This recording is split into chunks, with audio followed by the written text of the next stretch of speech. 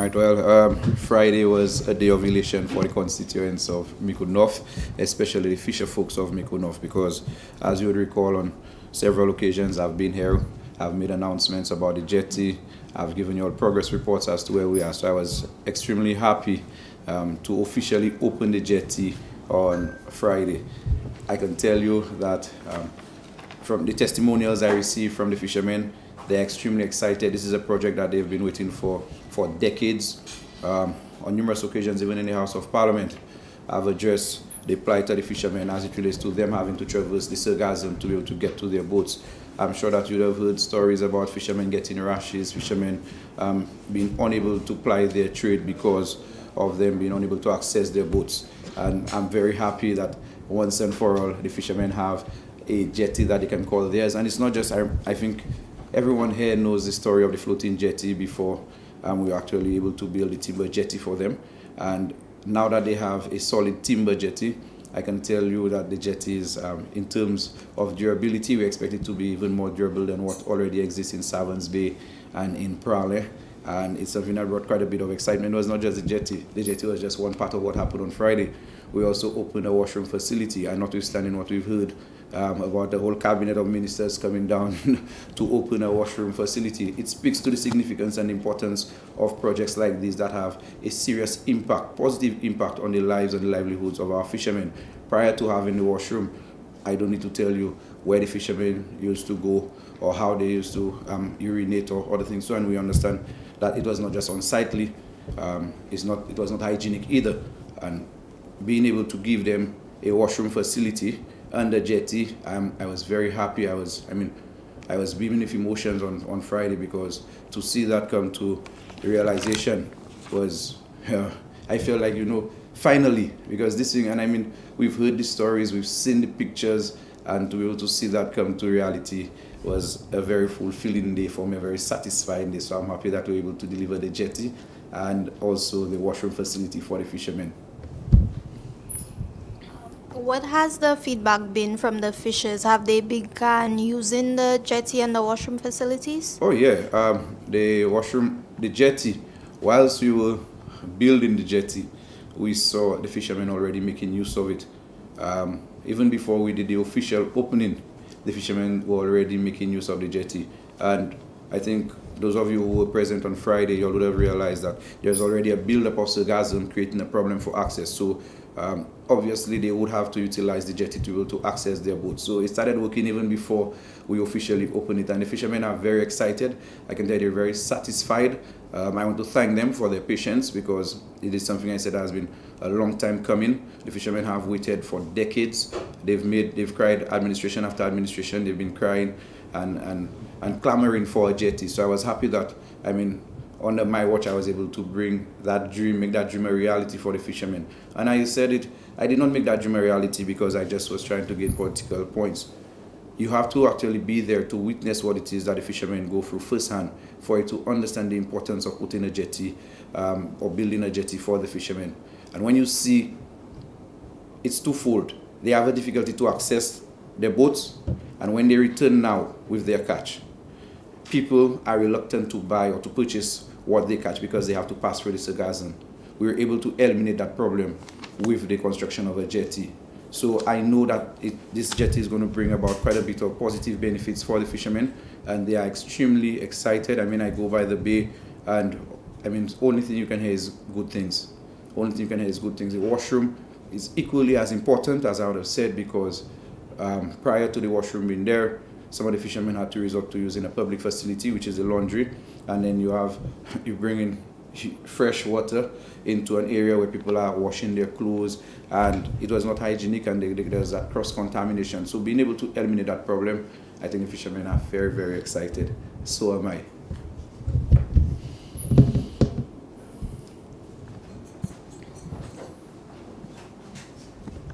Just in light of the 2 double homicides we had over the weekend, in terms of your portfolio, crime prevention, I wanted to know where we're at with the development of the National Anti-Crime Plan that was announced when you were first appointed. Where are we with that? Have you had consultation so far with the different stakeholders?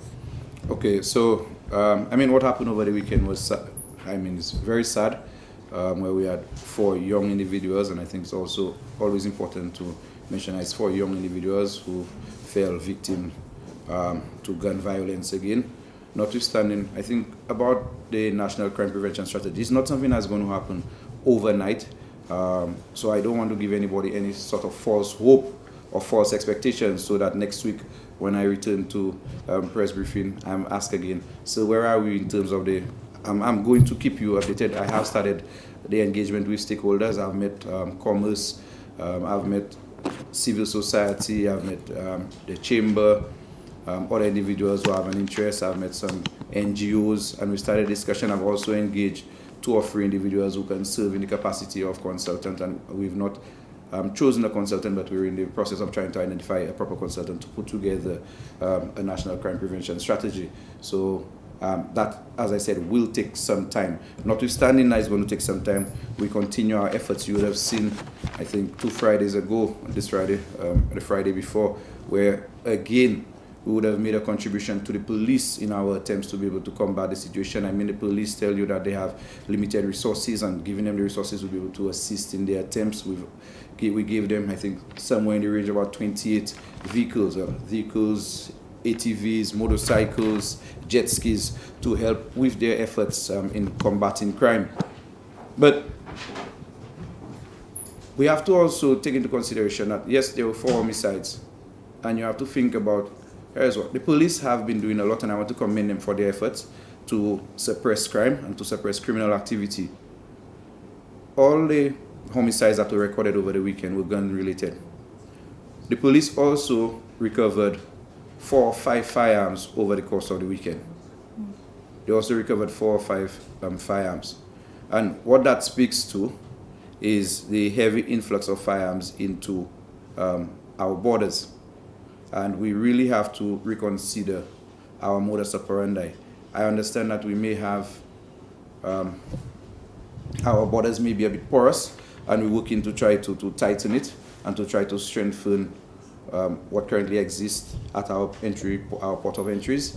And there is a serious problem as it relates to firearm availability on the streets. And if we have 4 young people who died, and they died because of gun-related violence, and then you have, in that same weekend, the police record successes of recovering 5 firearms, then, I mean, it's really a time for us to pause and stop and maybe reimagine, rethink how we do some of the things, especially our entry points, our ports of entries, because I can tell you these firearms are not being manufactured in St. Lucia.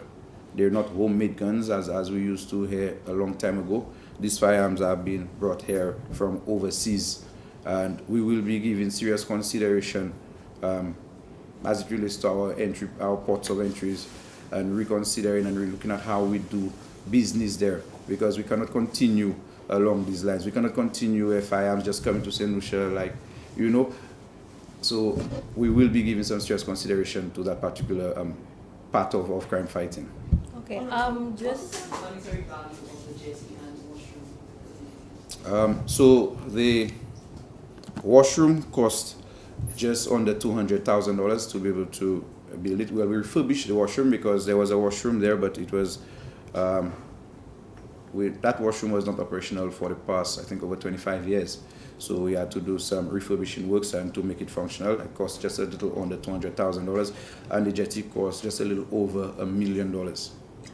Just some information here. The border control entity, is that still on stream? The creation of a border control entity? I know early in this administration taking over, there was talk about it. It seemed they were going to continue with that initiative. Is it what's happening? There is still, I cannot give you a conclusive answer on the border control. I can tell you that conversations are still happening, and we've not taken a final decision as it relates to border control. Okay. In last month, we saw this gentleman who would have worked with the Taiwanese technical mission. He would have trained our officers months prior to that in cybersecurity. This man being arrested by U.S. authorities.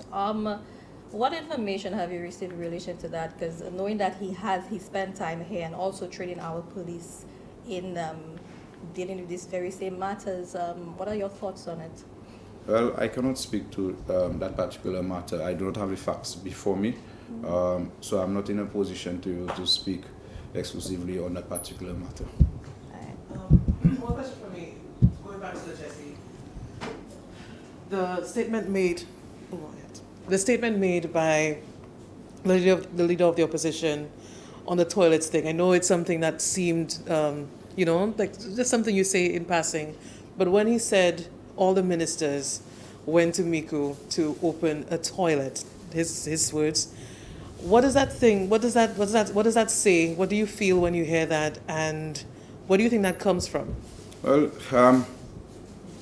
And are we making too much fuss of a jetty?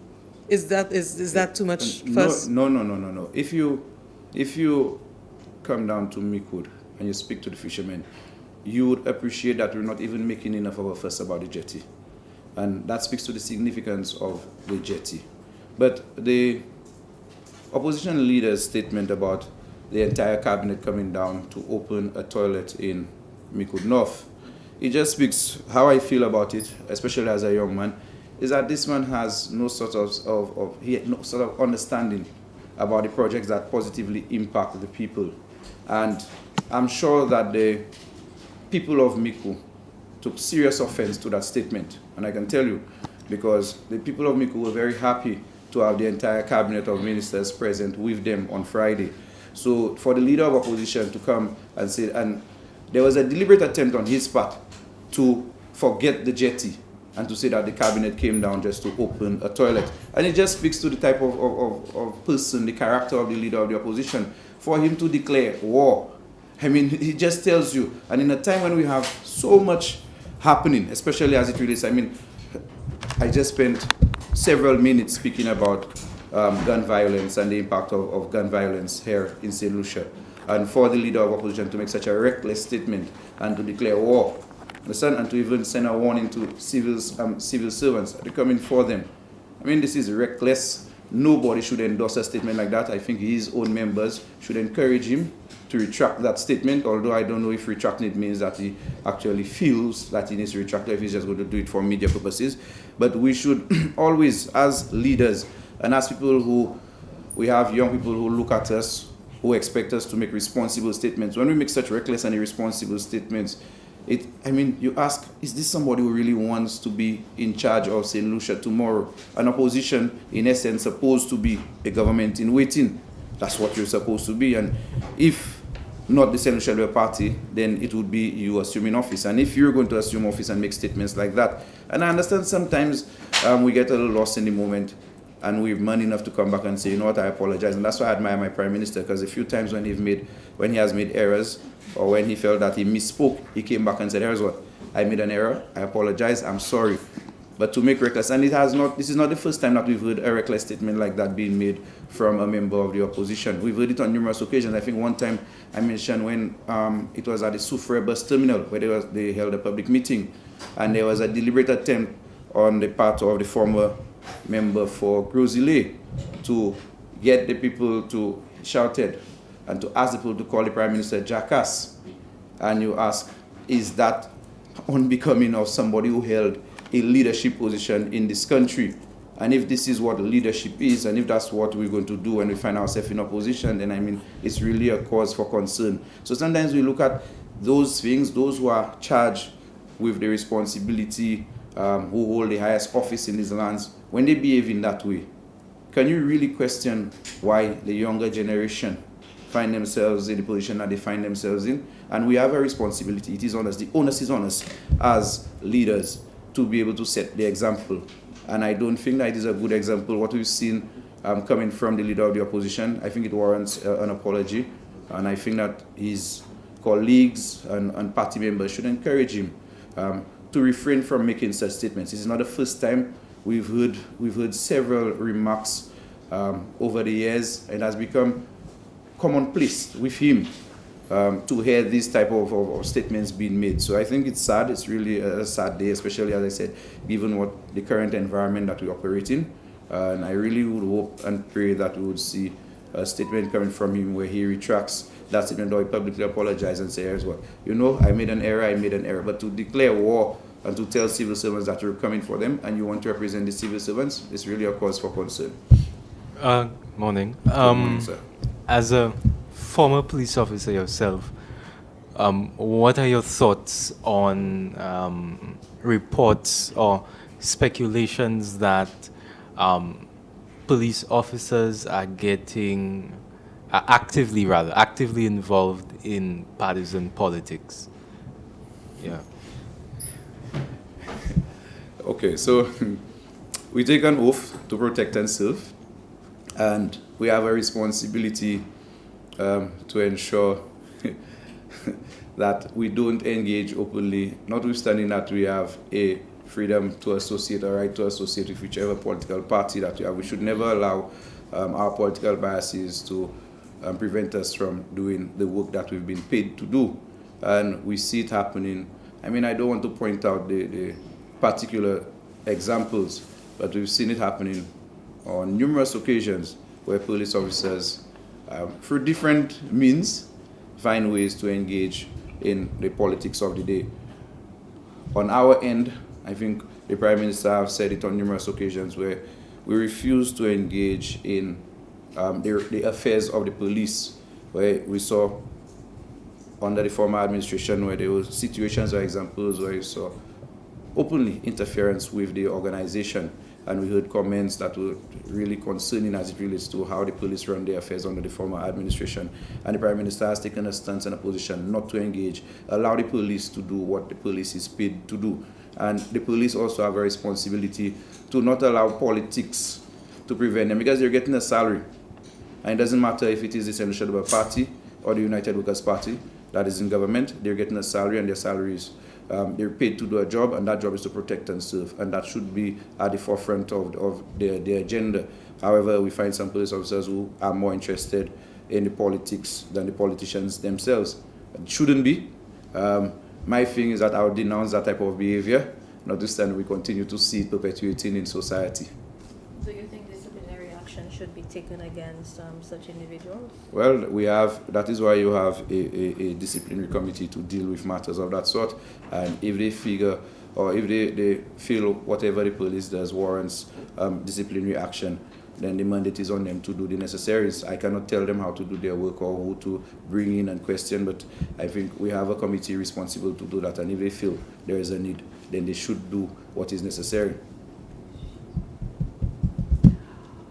Do you have exact examples of police officers that perhaps their political leanings, or as Mr. Tench was saying, that they're involved in politics, that it is actually interfering with them executing their duties?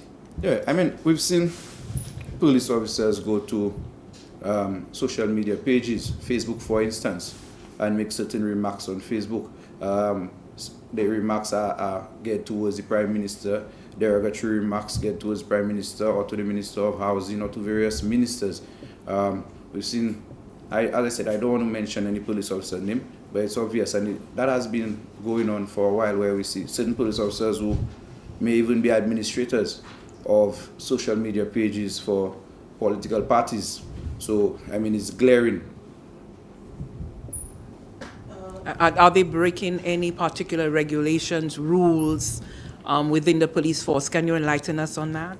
I cannot tell you exactly what the force order says about that particular type of behavior. That is why I said we have a committee, and if what they do warrants any sort of intervention, then the disciplinary committee has the mandate to be able to deal with that. Thank you. Before I pass the mic over, those were just two of my questions in the follow-up to Mr. Tench. I'll ask my two questions now. Thank you. Just a little patience to the back. Thank you so much. With regard to the crime and young people, we know that we've been saying that the involvement of our young persons in gangs.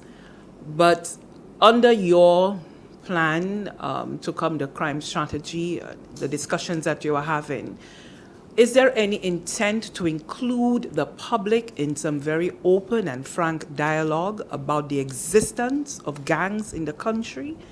Are we planning to enlighten the public on where exactly those gangs are, their modus operandi, so that communities have the information, that the communities themselves can begin to do some proactive strategies to work alongside the police, because it would seem with the absence of that information, communities may not necessarily know how to assist the police. So when are we going to have a national conversation about the existence of the gangs, where you can provide us with the much necessary information about the gangs, whether it be the colors, if there are any insignia, tattoos that they may have, members' initiations, things of that sort, to really help us understand that.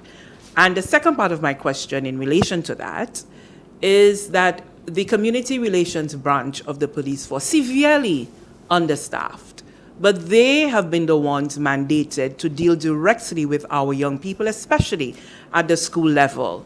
What is the plan to beef up the numbers in there? And I think just putting in 2 or 3 additional officers will not do it. There needs to be a very clear, precise plan, not just with numbers, but an exact strategy of how we are now going to engage the young people at the school level, so that we can put a stop to, the 6 and 7, so that we can stop it in its tracks. Thank you very much. So as it pertains to stakeholder engagement and involving the public, it is our intention to have an open national conversation as it relates to crime. Some information we're not going to be in a position to divulge to the public, and you would understand and you'd appreciate that the sensitivity of some of the information, you're just not in a position to be able to put it out, because if you were to put it out, then more or less you're defeating the purpose in terms of your efforts to abate this situation. Yes, it is important that the public is made aware of where, and I can tell you that most of the public is aware, notwithstanding that we've not had a national conversation or a national crime symposium where we invite everybody to come in. Most people are aware of where the situation, what the hotspots are, if you want to call them that, and there is the need to do more in terms of enlightening some individuals and educating people as to, as you said, what are some of the tattoos, what to look for. And we will be going on a mission to be able to educate and sensitize people as it relates to that. The CRB has a mandate to go out there, and the community relations branch go out there, try to abate, especially at the school levels.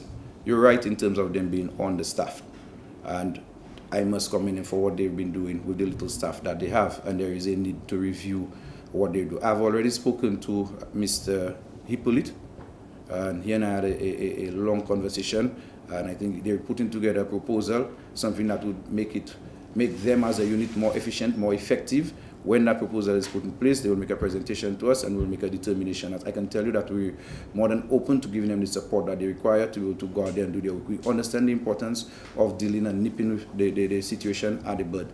So this government, this administration, myself as a Minister of Crime Prevention, fully supports what it is that the CRB is doing, and will provide them with the necessary support that they need. Because sometimes you hear the cries, we don't have enough people, we don't have this.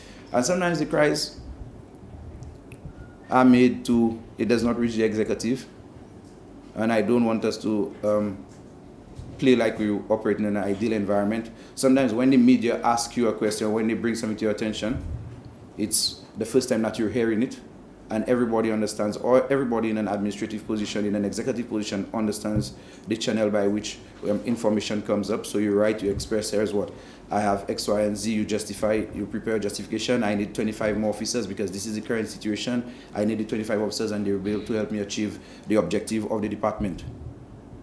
And you send it up to the hierarchy, and the hierarchy now has a responsibility to present and say, okay, here's what Prime Minister, here's what Minister, this is the situation, we need more staff. Sometimes these things never happen. Sometimes we hear cries from public individuals, and we never get the information from the right sources. So that is me saying that it's not that we're not made aware, but it has not been brought to my attention personally or through the right medium that there is an issue. Zachary and I spoke, and he said that here's what he's going to prepare a proposal, and I await the proposal to see how we can assist him in their efforts. Yes, in relation to the crime factor, we emphasize a lot on social intervention, and we've had the RSS come down here. We also had the gender violence campaign. But the follow-up to this, even in the gender violence campaign, there was not enough on billboards. There was not, could you target persons in the community? We know about Raise Your Voice. We know about Venus. We know about these groups. But how effective are they? We go to these roundtable discussions. We have all these meetings, all these discourse. But in terms of, like they say, taking it to the community level, even if it's once a month or quarterly. But, driving force this social intervention, because we know the RSS is the military operations. But in terms of people to people, we need to have certain persons that, you target to go out to the community to find out, and in this way they could relate to the police. Because like you say, it's a holistic affair, but not enough is being done on the community level to make people aware of the dangers of this crime scene. Yeah. I agree with you to a certain extent that we can do more, but I would not agree that we're not doing a lot. I think one of the problems you may have is the reporting mechanism, so that persons are aware of what is actually happening. For instance, we have Wiry currently in Jackmel, in Vieux Fort, in Grosley, and they have centers there where they deal one-on-one with individuals, especially vulnerable individuals. We have Prisky Lash and his team who have opened a SEEDS Resource Center in Vieux Fort, and they too serve more or less like a referral agency where they get individuals who are vulnerable, they assist them, they provide them, they direct them to the places that they're supposed to go. They have, the pantry, where they provide breakfast to vulnerable individuals. There is a lot happening, and I think what we don't see is most of what is happening is not reported. So it goes, people are of the view that here's what, absolutely nothing is happening when that is not the reality. People like Venus and the rest of them are working day in and day out. Dr. King and his team are working day in and day out. Rice and Usha, all of them are doing, are playing their part. However, what they don't get is an opportunity like this, where they come to a press briefing to be able to explain what it is that they're doing, what numbers are they reaching, how impactful it is, the programs that they're running, how impactful these programs are. So maybe if we can get them and get the reports from them too, we'll be able to understand better, appreciate what it is that's happening socially. Even from the government's position, we've done so much to in terms of social interventions. We continue to provide support at every level. If you look at the SSDF, you look at the level of support, the MSME loan grant facility, youth economy. I can tell you from my constituency, I have 21 young people who are going to be receiving grants this week. All of them are going to be going to the British Army, and most times these things would go unreported. So people believe, oh, nothing not happening for our youth. We give them the opportunity. That's why the youth economy was established, to ensure that when somebody or you have a young person who may get an opportunity but may not have the means to be able to go out there and actually do what it is that they dream of doing, the youth economy comes and intervene and provide them with that little seed capital that they need to start up. So a lot is happening.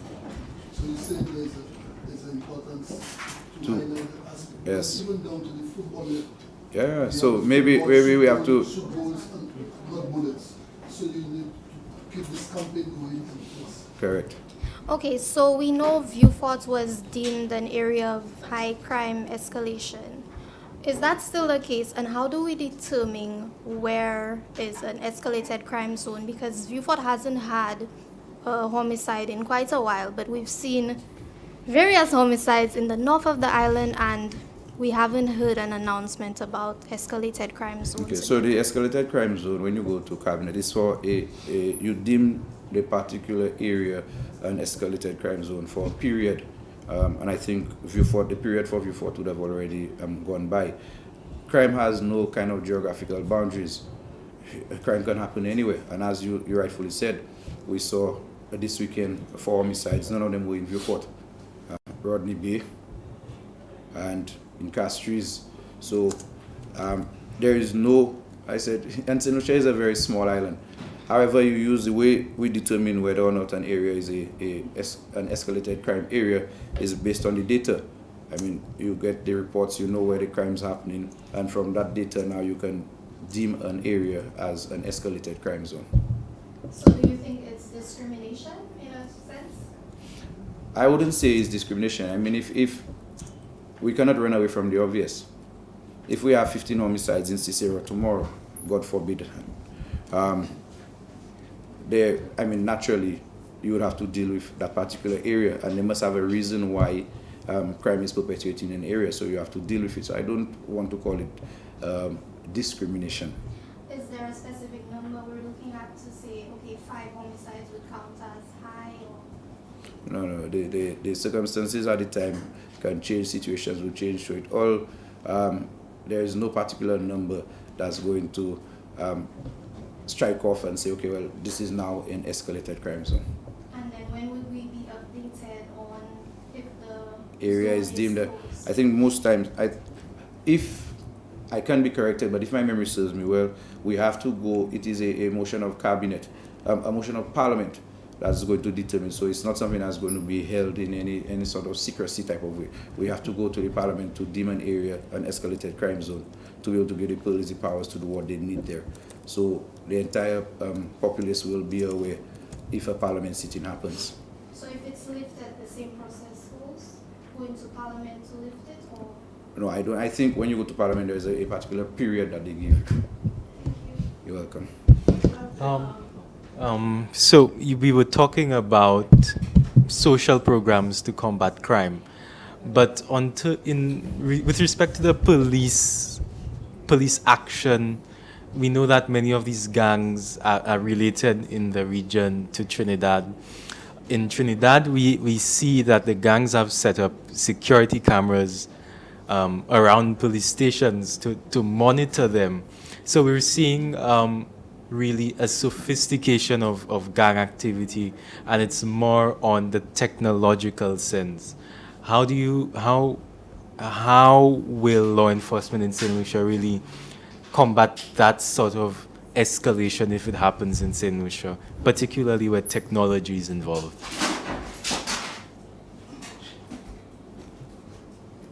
I thank God that we're not in that position in St. Lucia.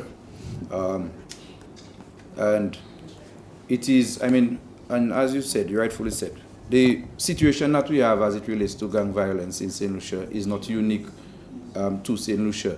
We've seen an escalation in crime, and especially in gun-related violence and gun-related offenses throughout the region.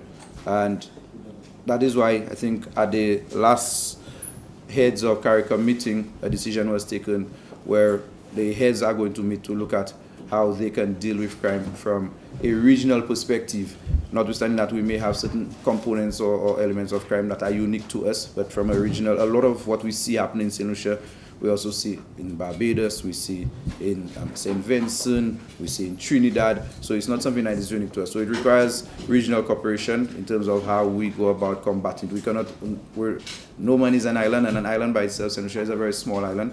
I said, the situations where we have the high influx of firearms coming into the region is similar in Trinidad. It's the same thing in Jamaica. It's the same in St. Vincent and the Grenadines. So it's a situation where we have to come together as a region and make a determination as to the way forward.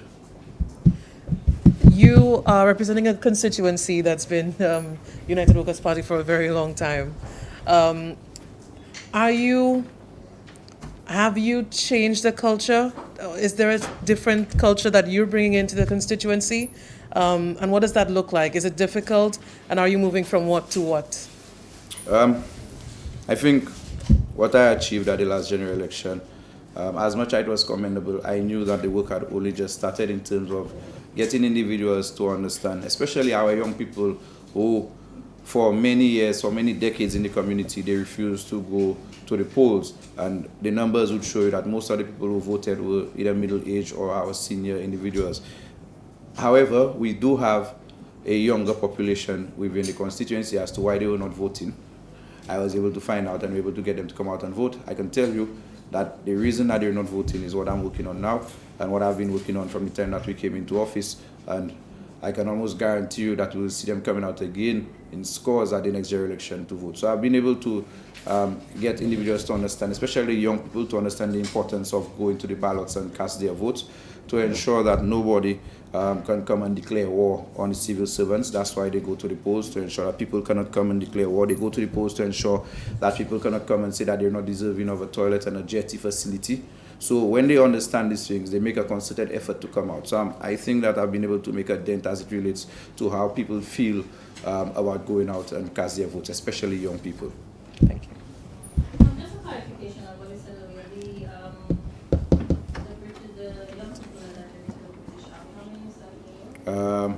We have, I think, 28 living, but we're giving 21 of them support because the others are able to get their own means. Yeah, but yes, through the youth economy. That's to get them to.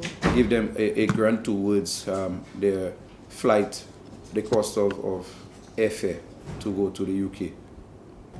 Honorable Dr. Ernest Hilaire, Deputy Prime Minister and Minister for Tourism, Investment, Creative Industries, Culture and Information, will address the nation on Wednesday, June 12 at 8 p.m.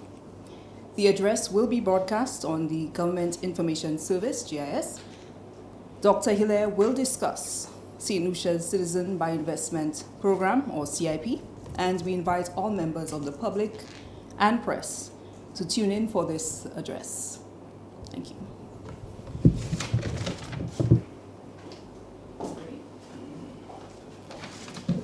We will now have our second presenter, Honorable Kenson Kazimi, MP for Grosley and Minister for Youth Development and Sports.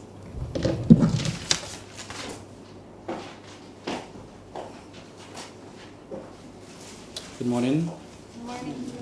First of all, let me say happy birthday to Julian Alfred, our nation's premier athlete. I just want to provide the encouragement for her and her team. No pressure, but bring home that medal. Talk to me. Naomi London last week or the week before would have made a national record. If you can speak to that. Naomi London ran the fastest time ever by a St. Lucian at the junior level. Unfortunately, the time cannot be recorded because the facility that was used is not yet certified.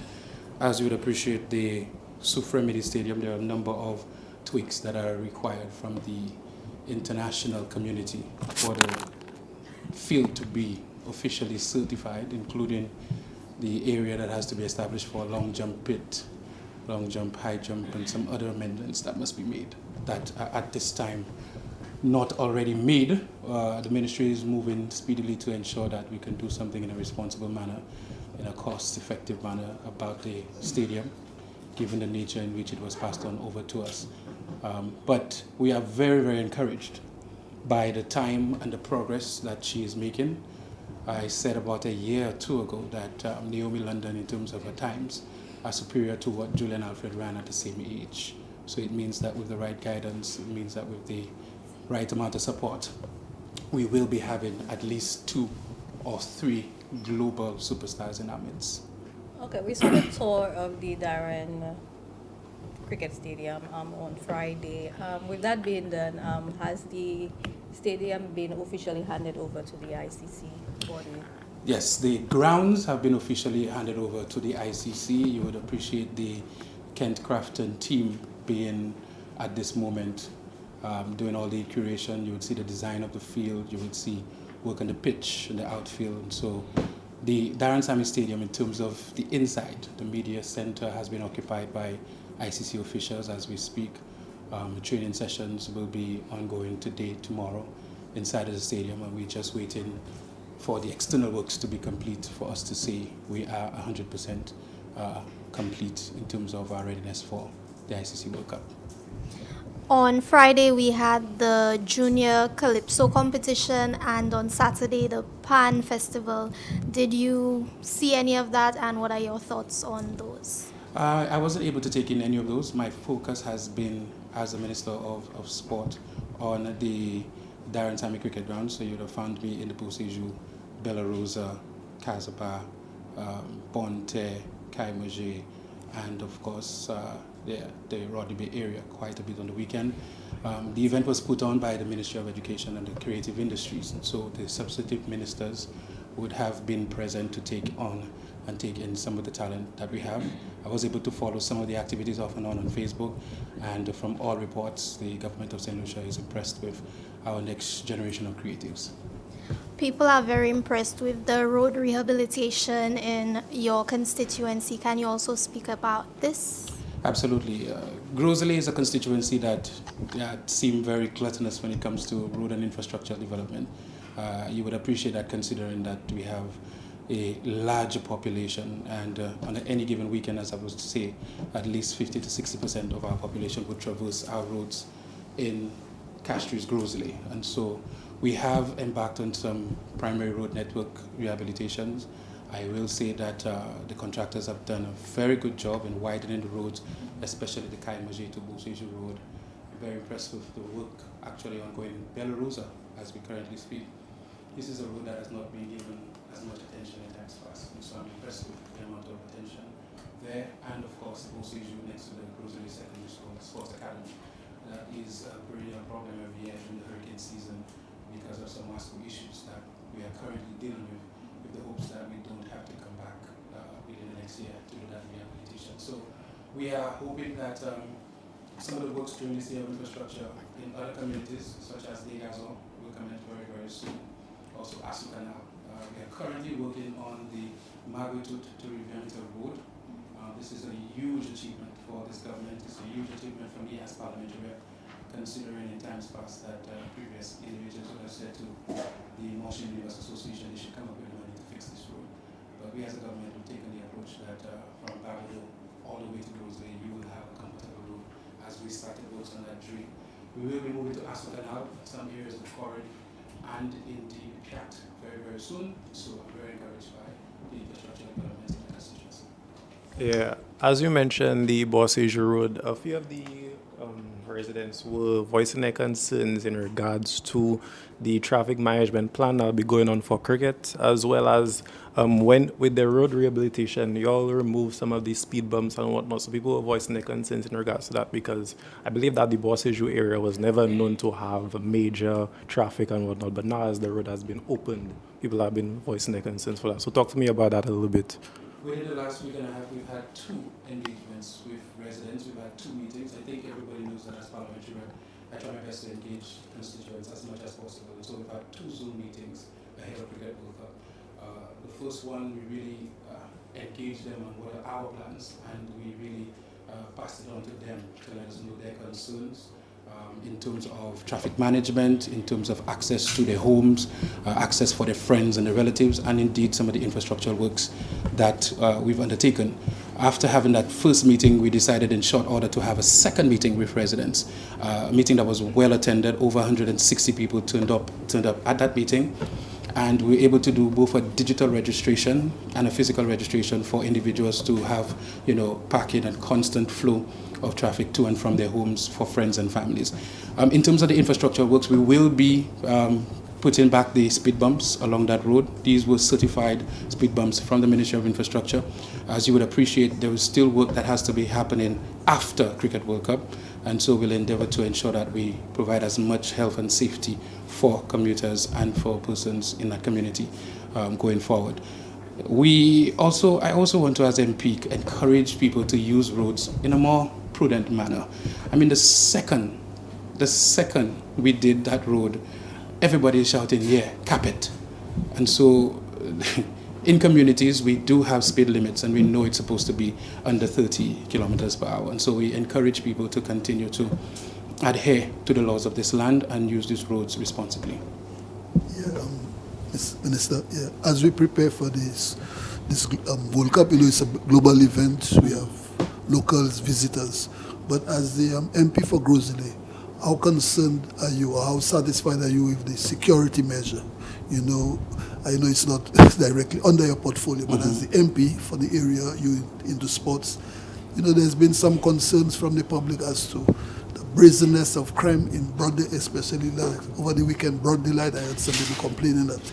But I know the police are doing the bit because the government has been providing with vehicles.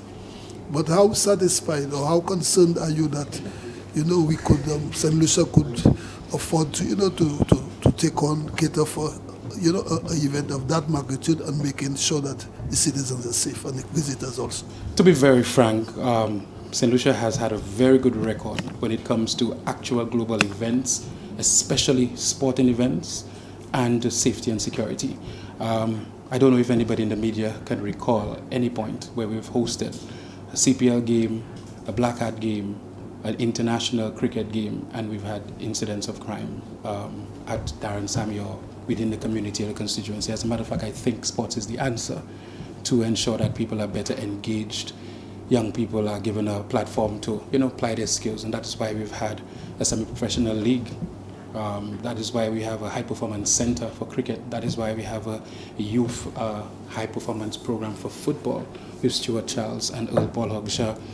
And I really do believe that some of those programs, the time factor will yield the results that we want, but I don't think there's any one answer that will curb any crime situation at this present moment. But I think it's important for every single minister and ministry to do their part in ensuring that you engage young people. And I think my Ministry of Youth Development and Sports, we continue to do that for our Wiry program, pretty much getting in touch with disengaged young people to make them more engaged in better activities, and through a number of our sports and youth programs that we have. And so I believe with the presence of the Minister of Local Security and also the presence of the Commissioner on our local organizing committee, that we put everything in place to ensure we have a safe event. Mr. Minister, a political meeting was held in your constituency yesterday. It was? At the Grand River Primary School. Notwithstanding all the significant investments you have made on that school. The Leader of the Opposition, in one of his closing statements, did make some remarks, speaking of war and putting public servants on notice. As parliamentary rep and Minister for Youth and Sports, perhaps a call out to our young people? Well, it's not a laughing matter. We have a national issue on our hand as it pertains to crime and violence, and we just had a question there being asked about what are our security measures put in place ahead of the World Cup. And I think the rhetoric from myself and from most of the members of the party I represent has been peace and security and engagement and doing the right things and really clamping down on illicit behavior.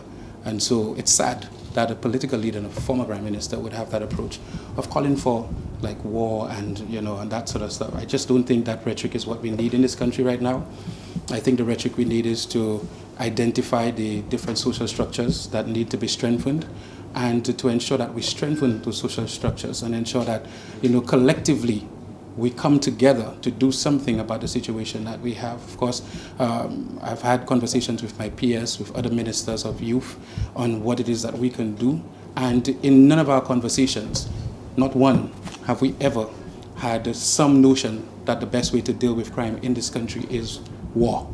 And the best way to do it is to call out everybody to get mad and be upset. I think that further exacerbates the situation. And I think it would behoove every single one of us to search ourselves and find out what it is we could do to curb the situation, as opposed to having rhetoric that could only seek to get us in a worse situation. 1 second, Can I get some?